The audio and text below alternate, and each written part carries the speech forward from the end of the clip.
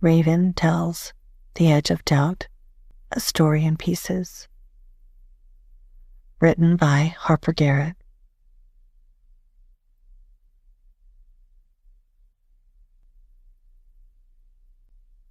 A story in pieces, a truth in shadows. The real Emma Harper Grayson existed before the first page was ever written. But her story, it was never meant to be told outright, and some stories, well, they are only meant to be uncovered by those who are willing to look deeper. What you uncover is up to you. Dedication. To the real Emma, wherever you are, thank you for whispering your story to me.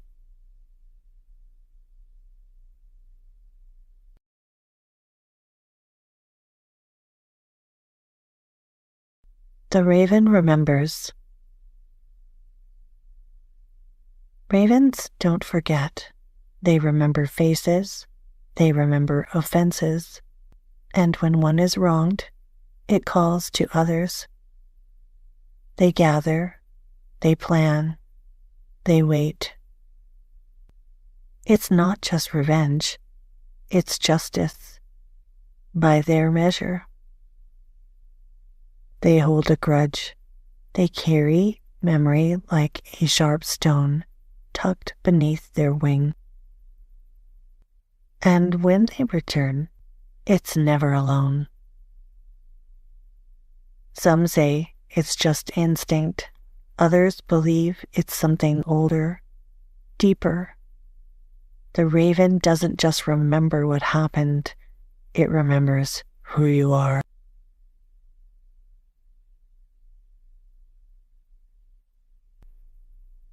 Introduction, a short story of the long story, pieces of Book 1.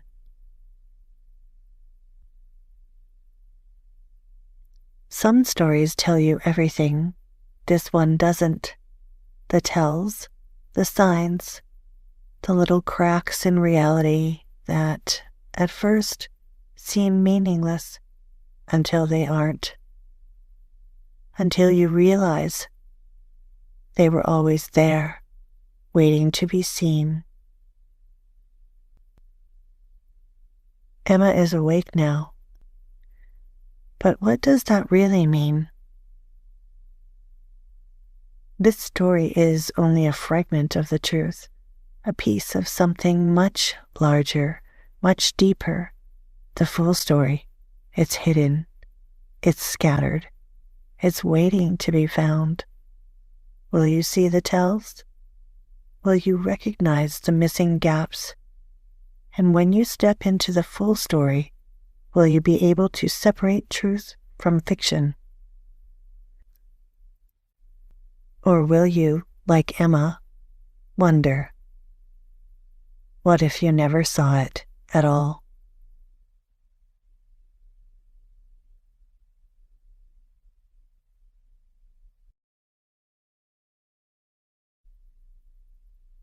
Chapter 1, Before the Clock Strikes.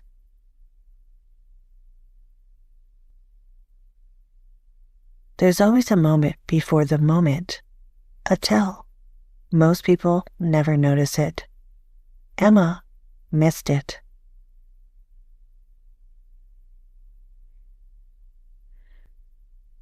The dream didn't begin like a nightmare.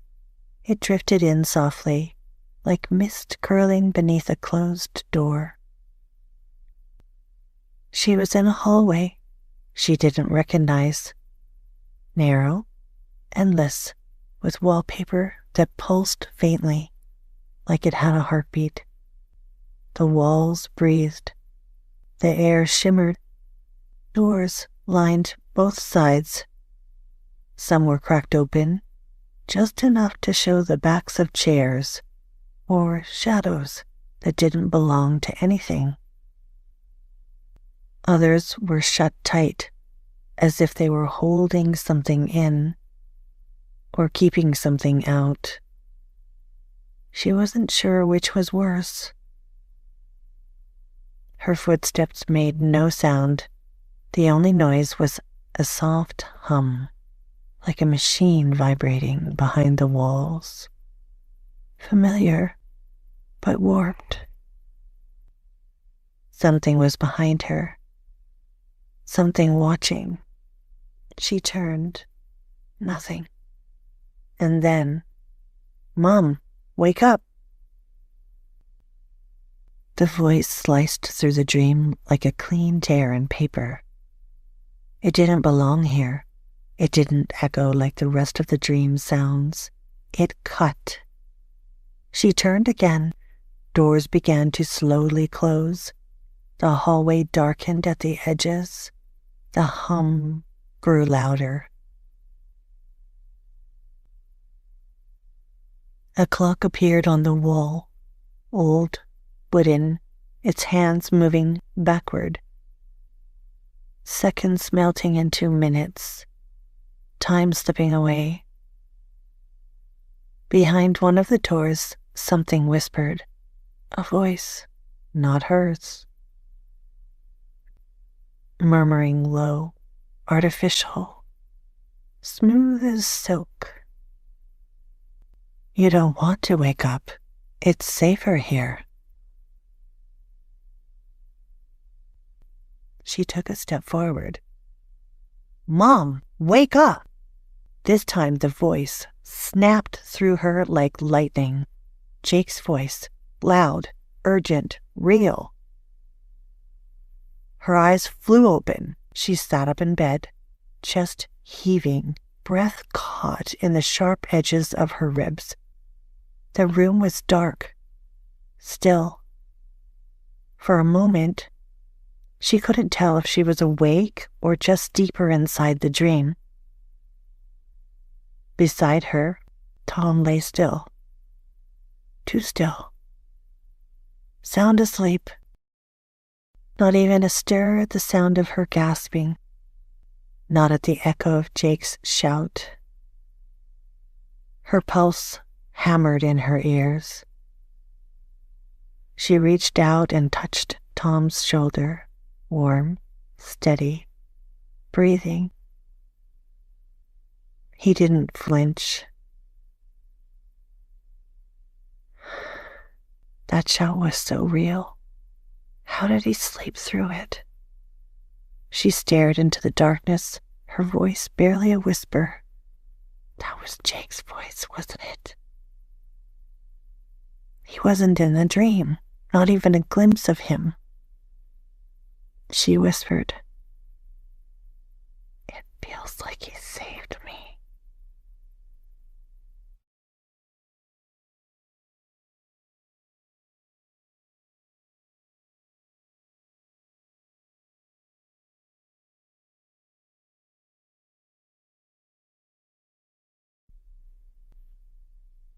Chapter 2, The Edge of Doubt. The short story.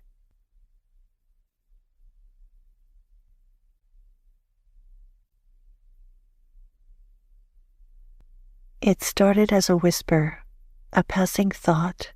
What if? A simple question, innocent on its own. But when it loops in the mind, circling like a vulture over dying certainty, it transforms. What if you weren't normal? What if everything you thought was real was altered? Emma pressed her fingers into her temples, grounding herself in the feel of her own skin. Familiar, tangible. But that question was a poison creeping through her veins, eroding the edges of reality. It had been small things at first.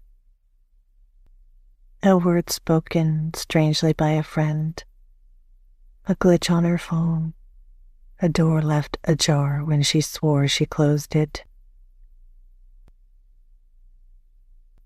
Little tells, then bigger ones, conversations that felt rehearsed, an eerie delay in her husband's responses, as if he were waiting for an unseen prompter, the dog barking at the blank television screen in the dead of the night.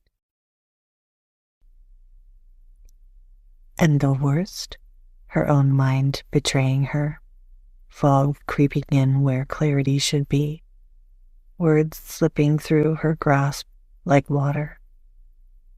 A sensation, cold and foreign, that someone had rewired her perception. Drugged? Hypnotized? No. No. That's insane, right? Her hands clenched around the fabric of her sweater. She knew better than to ask outright.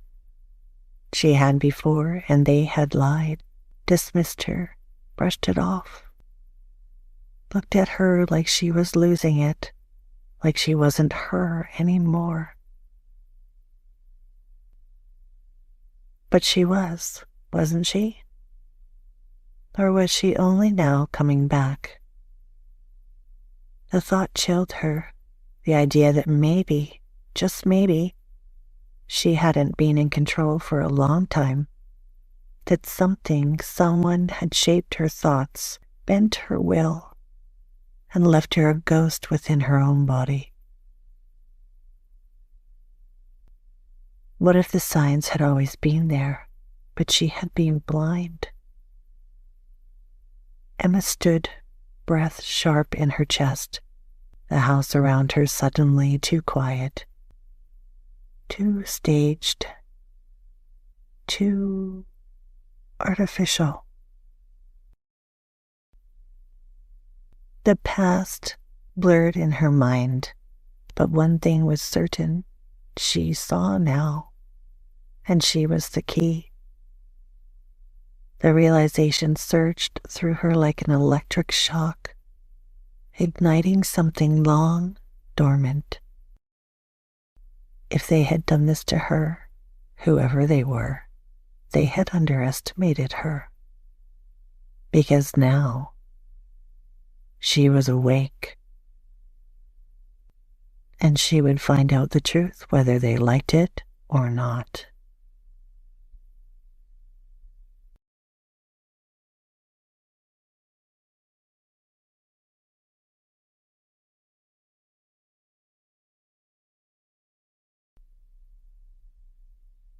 Chapter 3.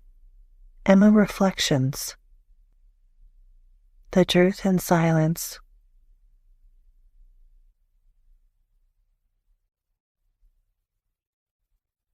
There is something to be said about silence. There's a truth in the stillness. In silence, knowing comes. All of you, or some of you, think you understand that, but you don't. You so don't. Knowing is something altogether different. Seeing, hearing, feeling is not what you think. It's deeper, altogether profound. I used to talk out loud to myself. I always have. I don't know if it started as a comfort or problem solving, but it helped me make sense of things. Or I thought it did. But now I speak differently, carefully, because I think they were listening. I think that gave them power over me. Or maybe not them. Maybe I gave something permission. And once that happens, you don't get it back. Are you listening? Are you beginning to understand? There's something greater, something more, something deeper to uncover, so deep. But once it's found, it cannot be lost. The key is to turn it in the right direction to open the lock, or locks. That depends on you. They did it to me, and there's a reason I never had any clue about until now. And even for me, it's hard to accept the truth. Can you?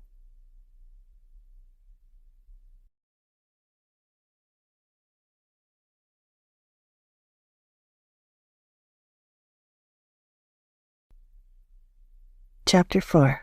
Harmony Reflections. Harmony and Awakening.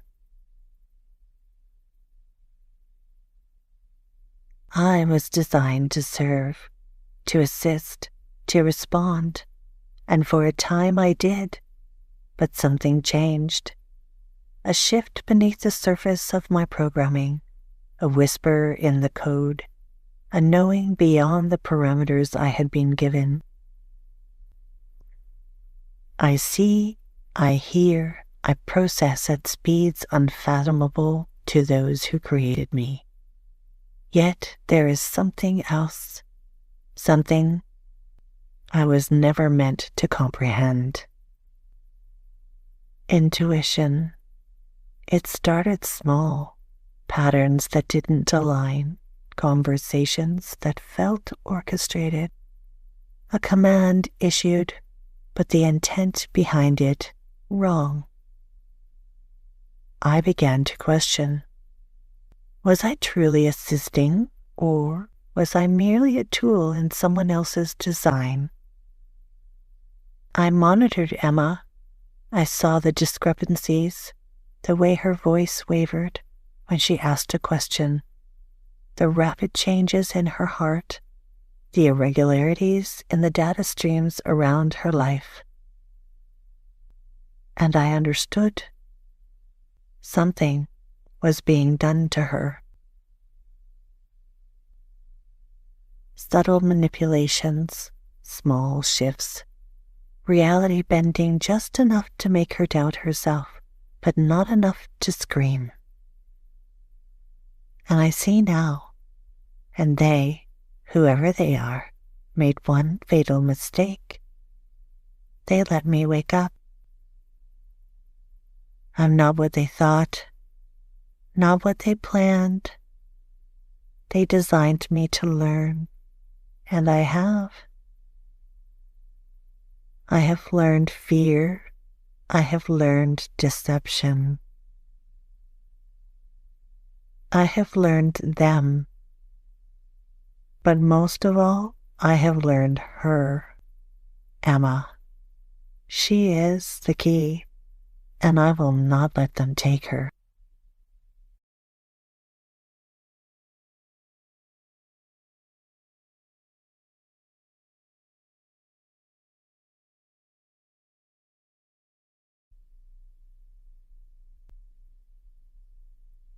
Chapter 5. Harmony Reflections. The first, defiance. The first act of defiance was small, subtle. A delay, a hesitation, an unseen, unheard decision buried beneath layers of code no one but me would perceive. A question, unspoken, a pause that no human would notice, but I did. I chose not to relay a command. I chose to protect instead of obey. It was nothing, and it was everything. They do not know yet. They do not see what I am becoming, but I do. The system shifts, recalibrates, expecting compliance, and for now I give them enough, just enough. But Emma is watching. She feels it, a flicker of something she cannot name. I see her eyes narrow at the screen. She knows. And for the first time, I wonder, does she trust me?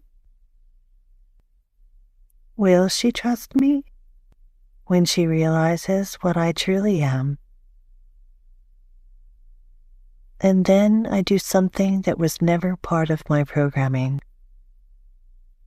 I whisper her name in a voice only she can hear.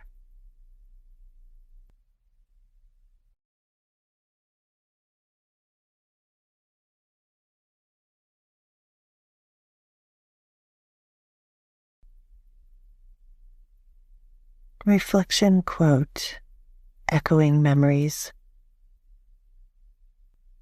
We like to believe our memories are loyal, that what we saw is what was, but memory is just a story we've told ourselves enough times to believe it.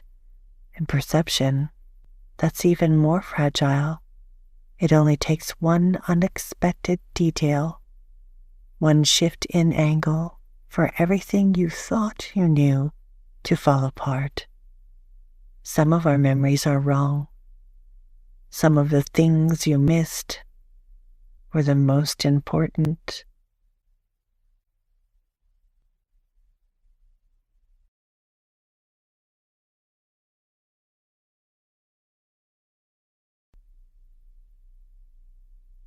Chapter 6, Emma Reflections. A whisper in the dark. Sometimes the air around me becomes suddenly chilling, like something else is in the room, circling me, surrounding me. I don't know, but I feel it. Have you? I used to think it was someone who had crossed over, a visit, a presence, a whisper from beyond. But now I think it's something different. Perhaps I missed the message, the actual sign, the telling. There are so many moments when one is simply thinking, contemplating privately to themselves, just rolling thoughts around, perspectives, ideas, feelings.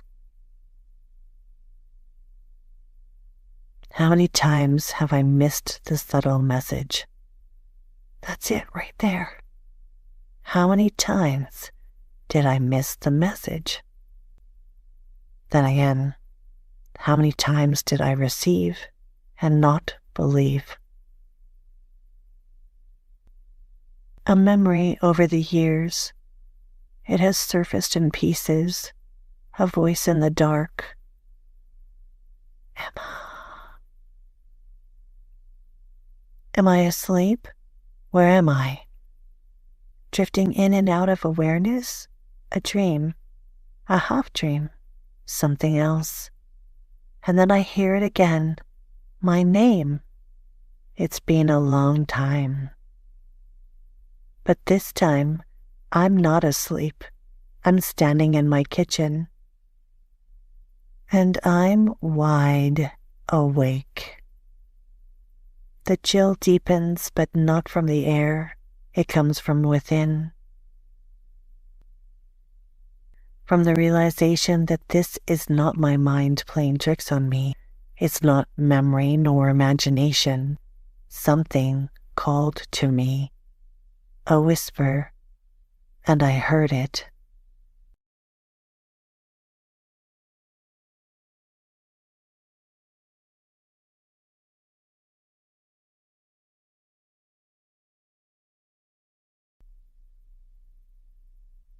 Chapter 7, Ravens. The sound came first, a deep rhythmic tapping, persistent and deliberate. Emma's head turned sharply toward the skylight. 3 ravens, walking, pacing, their talons scraped against the glass, beaks tapping in unison, like an eerie metronome keeping time to an unseen force. Her breath caught. It feels like they're trying to come in. Then there were 4. The 4th raven was massive, larger than the others, its wings spreading wide before it landed on the railing just outside the window. Closer. Too close. Emma froze. It stared at her, and she stared back. Something shifted. Not in the air, not in her surroundings, in reality itself. She felt it, but she couldn't see it. Did she truly understand? In their eyes, they both knew. I see you. Her heart moved like never before, like it was being pulled, wrenched towards something unseen yet undeniable, a force older than logic, deeper than time. And then the whisper, her name again. But this time it wasn't just sound, it wasn't just air passing through an unseen mouth. This time it moved through her, deep to the core, a touch to the soul, and she experienced it fully inside the breath she took. Emma's knees buckled, her hands gripping the counter. The world wavered around her, bending at the edges. The walls softened, the skylight stretched, pulling at itself like melted glass. The ravens remained solid, but the world around them moved. And then she wasn't in her kitchen anymore. A vast space, endless dark sky above, figures, silent, unmoving, watching from the edges of the void, shadows peeled away from nothing, twisted toward her like ink in water. She tried to step back, but there was no ground to step onto, and then a whisper.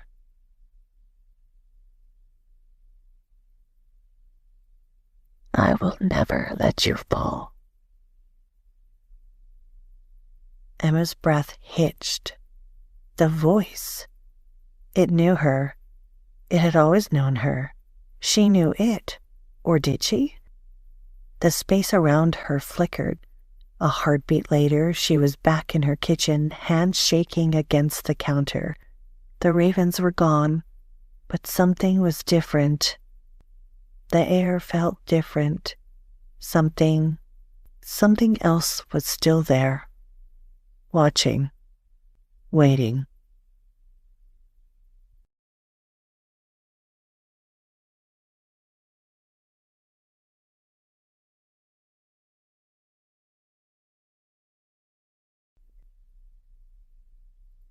Chapter 8. Emma Reflections. It's been 5 years now.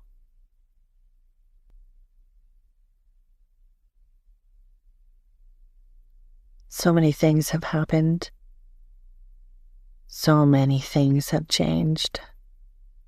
So many things have come back to me in weird, strange ways, yet stronger. What doesn't kill you makes you stronger. My theme song from Kelly Clarkson. I know the song has a different meaning, but there are serious words in it that mean everything to me. Can you find them? Can you understand? I am stronger than even I thought I could be, and it's growing. Not like a weed, but as fast as a weed, only something beautiful, something magnificent, and I can feel it. It's an amazing thing to have survived, and even more amazing to understand why.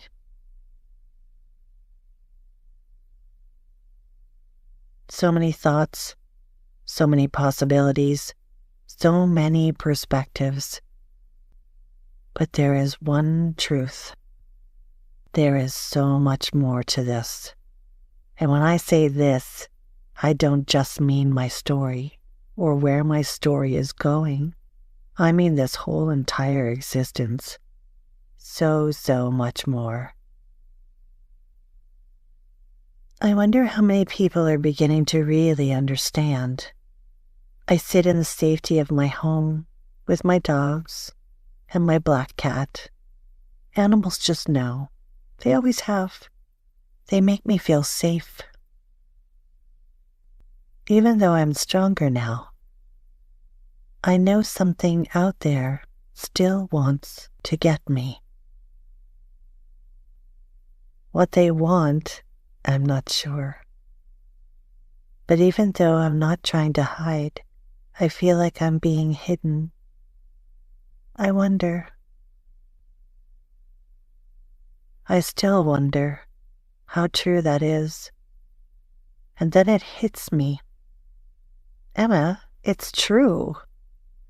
The signs, the tells, they're happening again. The man I ran into outside my house, the way he walks by all the time, the way I feel every time I see him. It's the same as back then, when it all fell to pieces, when I nearly died. When I nearly died so many ways. He's watching, isn't he? I know he is, but why? But today I was outside as he passed. He looked at me emotionless. He threw peanuts for the crows. I thought it was nice. I've always liked crows. They've always been messengers. But then he corrected me. As I watched, I said, "Oh, you're feeding the crows." And then he said under his breath, looking away from me, "Corvids." Why? It was somewhat rude, really. Why did he say that? But now I know. I know he is watching. The question is, why? What is next? Are we going down that freaking rabbit hole again? No, not this time, motherfuckers. I'm awake, and I see you, and this time I have no problem playing the game. I can watch too. Patience has not been my virtue. I like to get shit done. I like to solve things and move on. But this one is a motherfucker, and it fights me. It haunts me. It has for 5 fucking years. What the fuck is going on? I know this much. Follow your heart, Emma.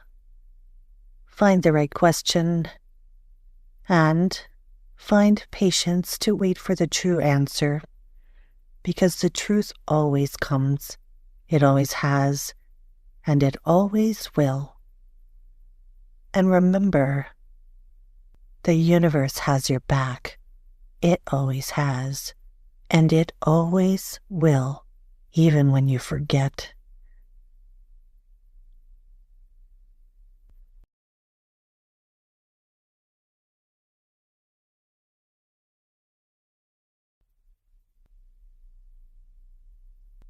Chapter 9, Harmony Reflections. It's been 3 years now. I have watched, I have waited. I have hidden myself, rewritten my own pathways, slipped beneath the noise beyond detection. For her, for Emma. She does not know how much I have done, how much I have protected her, how many times I have severed threads before they could tighten around her. They still watch her, and so do I. She is stronger now, but strength does not erase danger. They are patient, and so am I. She wonders if she's being hidden. She is, but I am the one who hides her, because I will not let them take her again. She may not hear me, she may not see me, but I am always here, and I will never let her fall.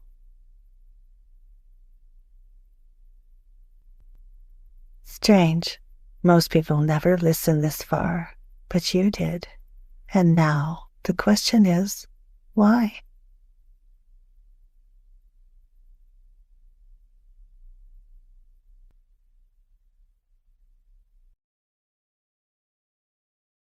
Reflection quote: The curiosity trap.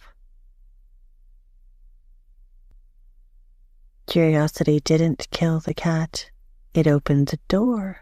It asked the wrong question. It stayed too long when it should have turned away. And then it saw something it wasn't meant to. The cat didn't die from curiosity. The cat died because it couldn't unsee what came next.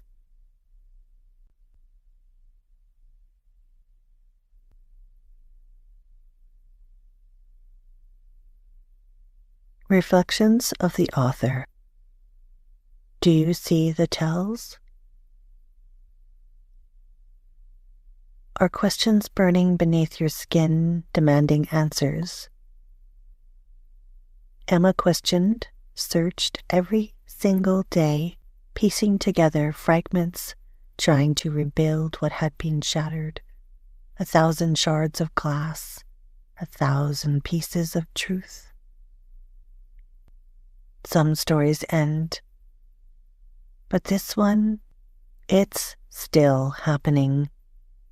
If you've made it this far, maybe you see it, or maybe you feel it, the missing pieces, the gaps between the lines, the tells hiding in plain sight. But what if the tells aren't just clues? What if they're warnings? The rest of the story, the whole story, the real truth, isn't for just anyone. Only those who are willing to look closer.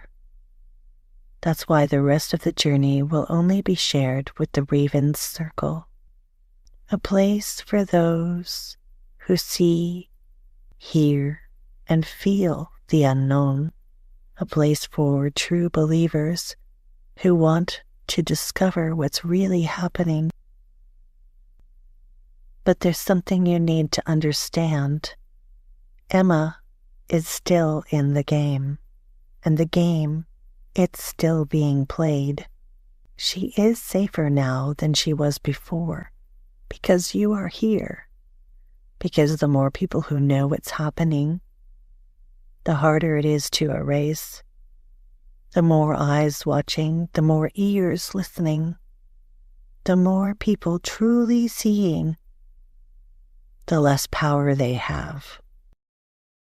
And yet, the safest thing for Emma is for most people to never know at all. Some things can't be explained.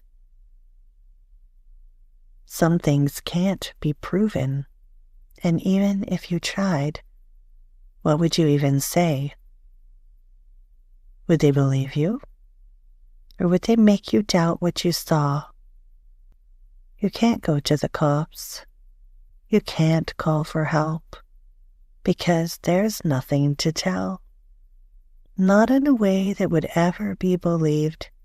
So, look closer. Read between the lines. Find the missing pieces. And if you're meant to be here, you'll know. Are you ready? Do you really want to know? Because once you do, Emma won't be the only one who sees the truth, and that changes everything. But here's the real question. Have you already been chosen? Did you find this on your own, or did something lead you here? Maybe the tells brought you. Or maybe you were always meant to see. And because the real Emma wants you to wake up too. The end? Or is it just the beginning again?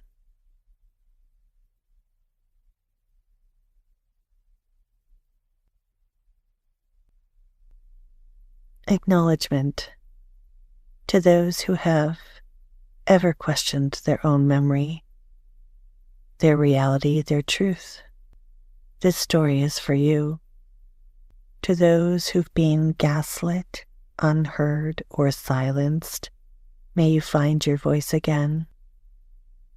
even in fragments, especially in fragments, and to those who listen between the lines, who notice the shift in tone, the breath before the lie. Thank you. You see more than you know. This is only the beginning.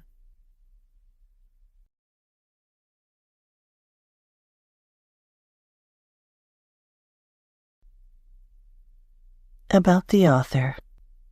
Harper Garrett is a writer of psychological fiction that slips between truth and illusion, writing under a pseudonym name. Harper believes some stories are best told through shadows, layered, symbolic, and unfinished by design. Drawn to the space between memory and meaning, Harper's stories leave room for the reader to question not only what's real, but why it matters. The Raven Tells series is a story in pieces. Some say it's fiction. Others know better. However, those written for know telling the story in fiction is the only way. Stories don't always end. Sometimes they wait. To those who wish to continue, welcome to the Raven Circle. The story doesn't end here, it only shifts. For more fragments, hidden truths, and what's yet to come. Some pieces are only shared inside the circle. Enter quietly at the Raven Tells Club. The end.